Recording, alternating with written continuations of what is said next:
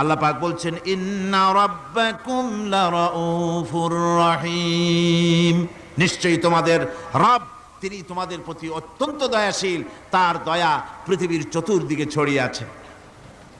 তিনি আমাদেরকে এ কোরআন নাজিল করেছেন, এ কোরআন আমাদেরকে শিক্ষা দিয়েছেন এমন এক রহমান যার দয়া পৃথিবীর চতুর্দিকে সর্বত্র ছড়িয়ে আছে। আল্লাহর দয়া চতুর্দিকে কি ছড়িয়ে আছে কোন? আল্লাহর দয়া, আল্লাহর মোহব্বত, আল্লাহর করুণা সর্বত্র ছড়িয়ে আছে। আল্লাহ পাক বলছেন পশু সৃষ্টি করলাম, পশুগুলি তোমাকে পাহারা দিল, তার গোশত তোমরা খেলে, তাকে দিয়ে তোমরা মাল বহন করলে, তার পশম দিয়ে জামা কাপড় বানালে। আরো দেখো কি করলাম এই পশু দিয়ে, ওয়া ইন্না লাকুম ফিল আনআমি লাইবরা নুসকিকুম মিম্মা ফি বুতুনিহি মিন বাইনি ফারসি